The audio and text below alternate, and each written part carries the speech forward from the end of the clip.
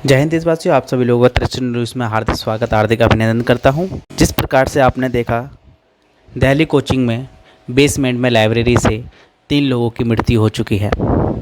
ये वहां के स्टूडेंट बता रहे हैं 3 लोग नहीं, ये ज़्यादा लोग हैं। लेकिन आखिरकार ये बेसमेंट क्या है, इस पर हम चर्चा करते हैं। इस पर नुकसान के क्या क्या कारण हैं, ये जानकारी आप सभी लोगों को ज़रूर होनी चाहिए। देखिए, बेसमेंट में कोचिंग या लाइब्रेरी बनाने से सर्वप्रथम वातावरण पे इफ़ेक्ट पड़ता है। क्या बेसमेंट में क्या होता है, हल्की रोशनी और वेंटिलेशन की कमी हो सकती है, जिससे पढ़ाई का माहौल प्रभावित होता है। दूसरा, नमी और तापमान। बेसमेंट में नमी की समस्या हो सकती है, जो किताबों और अन्य सामग्रियों को नुकसान पहुंचा सकती है। सुरक्षा। बेसमेंट में सुरक्षा की दृष्टि से चिंताएं हो सकती हैं, जैसे कि आपातकालीन स्थितियों में जल्दी बाहर निकलने की क्षमता। ध्वनि प्रदूषण। बेसमेंट के स्थान के कारण बाहरी ध्वनियों का स्तर अधिक हो सकता है, जिससे ध्यान केंद्रित करने में कठिनाई हो सकती है। पहुंच।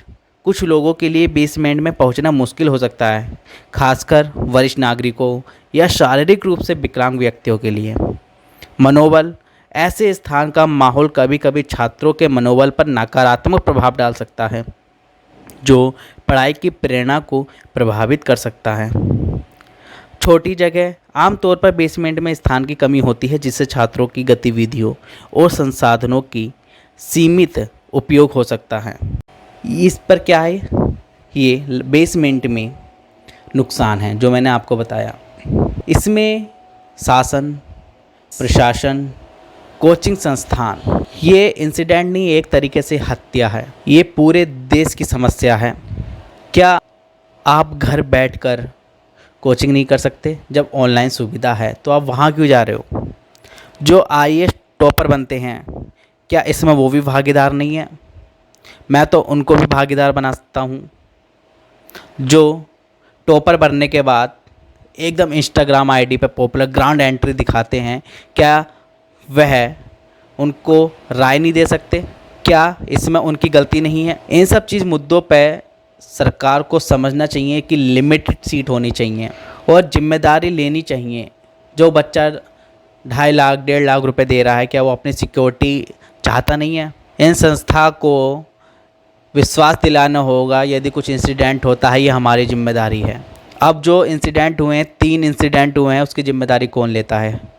सब मुकर जाएंगे, मौसम बदलते रहेंगे, बातें दबती रहेंगी, लेकिन अब ऐसा नहीं चलेगा, क्योंकि देश के हर पेरेंट्स ये जान लें कि आपको जब ऑनलाइन में फ्री सुविधा मिल रही है तो आप दिल्ली में क्यों जा रहे हैं? आपके शहर में जब अच्छी लाइब्रेरी है तो आप वहीं पर ही अध्ययन क्यों नहीं करते? दिल्ली में 1.5 लाख रुपए फ़ीस दोगे, 2 लाख रुपए फ़ीस दोगे, प्लस लाइब्रेरी का खर्चा, प्लस खाना पीना, पीजी का खर्चा, वो तो आपका बच रहा है। तो जो सिलेक्टेड आईएएस बनते हैं, आईपीएस बनते हैं, जो बड़ी बड़ी बातें करते हैं, मॉक इंटरव्यू के थ्रू इनको माला पहना दिया जाता है, वो इस समय कहाँ हैं? इस समय 2 टारगेट टीचर हैं, अवध ओझा सर और विकास दिव्यकृति सर। क्या इनके साथ साथ वो स्टूडेंट एस्पायरेंट्स भी सम्मिलित नहीं हैं, जो बड़े बड़े वादा करते हैं, हम यहाँ संस्थान से पढ़े हैं, हम उस संस्था से पढ़े हैं? क्या वह नहीं बता सकते कि आप ये पढ़ाई घर पे भी कर सकते हैं, चाहे भले ही उन्होंने घर पे क्यों नहीं पढ़ाई की हो?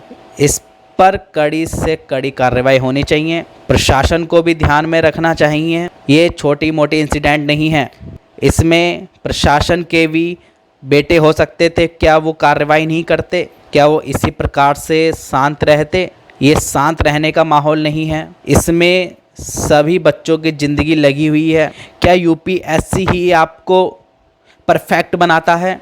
आप प्रोडक्ट हो, सिर्फ आप जाते हो, वो आपसे पैसे लेते हैं, वो बिजनेसमैन हैं, ये बात आपको समझ लेनी चाहिए। वो आप ही का पैसा है। आप तो 6-7 साल अपनी ज़िंदगी दांव पे लगा देते हैं, लेकिन 6-7 साल उनकी ज़िंदगी दांव पे नहीं लगती है, वो करोड़पति हो जाते हैं। ये मुद्दा बहुत ही गंभीर मुद्दा है, हमारे समाज को भी इस पर सोचना चाहिए। क्या बस यही एक उपाय है? क्या दूसरा बेहतर कोई उपाय नहीं है? टीचर बोल रहे हैं हम वहाँ पर इसलिए नहीं गए क्योंकि हर कोई स्टूडेंट नहीं होता, हम जाते पथराव हो जाते। मतलब बच्चा सक्सेस हो जाए तब इनको पथराव की टेंशन नहीं होती है। यदि कुछ इंसिडेंट हो जाए, चोर के दाढ़ी में तिनका वाला बात, इस पर से कड़ी कार्रवाई होनी चाहिए। आप घर पे भी तो पढ़ सकते हैं, घर पे माहौल नहीं है, आप भैया अपने शहर में पीजी में रह सकते हैं, पीजी में नहीं रह सकते आप लाइब्रेरी तो ज्वाइन कर सकते हैं। खाना खाते समय आइए फिर जाइए, आप ये भी तो कर सकते हैं। और ज़रूरी नहीं कुछ फेमस संस्था हैं वही आपको आईएएस बना सकते हैं, आपके शहर में भी बहुत अच्छे गुरु होंगे जिनसे आप अध्ययन कर सकते हैं। उनसे 100 गुना बढ़िया होंगे, लेकिन आप उनसे नहीं पढ़ोगे। क्यों? क्योंकि आपको भेड़ चाल में चलना है, ये आदत ही रही है। तो यहाँ पेरेंट्स की भी गलती है और हमारे सोसाइटी की भी गलती है। जय हिंद, जय भारत।